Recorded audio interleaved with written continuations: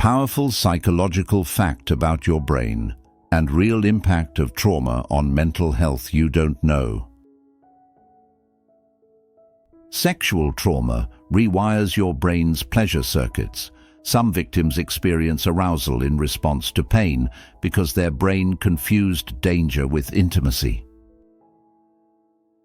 People who experience childhood neglect often mistake emotional chaos for love because their brain was wired in dysfunction. Trauma isn't just emotional. It leaves a chemical fingerprint in your nervous system, making you relive the same pain over and over. Overthinking is a form of self-defense.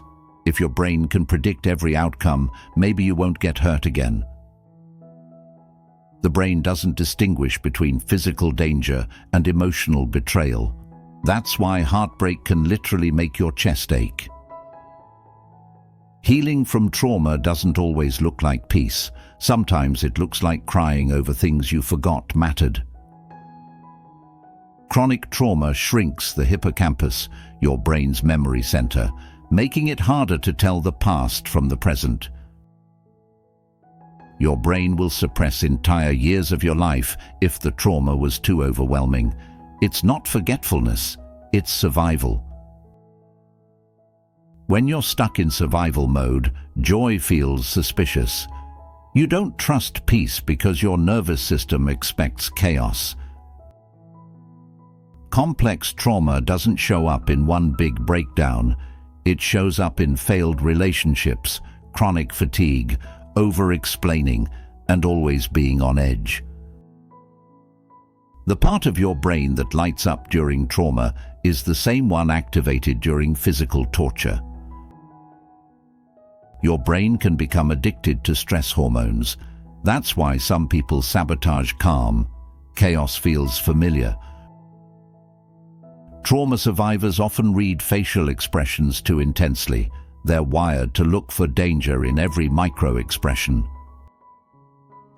The phrase, "get over it," is biologically ignorant. The brain doesn't get over trauma, it stores it until it's safe to release. The louder your inner critic, the more emotionally unsafe your early environment likely was. People who fear abandonment the most will push others away first. It's a subconscious defense mechanism. A dysregulated nervous system can make love feel threatening. That's why many trauma survivors sabotage intimacy. Your brain isn't trying to ruin your life with anxiety, it's trying to protect you from repeating past pain. You may struggle with boundaries not because you're weak, but because your brain was trained to please in order to survive. When someone triggers your trauma, you don't react to them. You react to everyone who ever made you feel unsafe. PTSD changes your sleep cycles. That's why trauma survivors often feel more awake at night and exhausted by morning. Trauma survivors may crave toxic partners because their nervous system mistakes unpredictability for love. Unhealed trauma doesn't disappear. It disguises itself as ambition, perfectionism, hyper-independence, or rage. The people most afraid of being controlled often had their autonomy stolen in childhood. You can't logic your way out of trauma. Healing requires safety, not strategy. When your brain is constantly scanning for danger, even rest feels like a risk. Many trauma survivors confuse self-neglect for strength, because that's how they survived for so long. You might be emotionally numb, not because you're broken, but because your nervous system shut down to protect you. Dissociation isn't laziness. It's your brain putting you on autopilot to avoid sensory overload. If you can't remember being a child, your mind might have blocked it out to save you. People who were gaslighted in childhood often struggle to trust their own memory. Your brain remembers trauma in fragments, not in narrative order. That's why flashbacks feel like time travel. Survivors of emotional abuse often apologize for existing, even when they've done nothing wrong. Hyper-independence is often a trauma response, because depending on others once caused pain.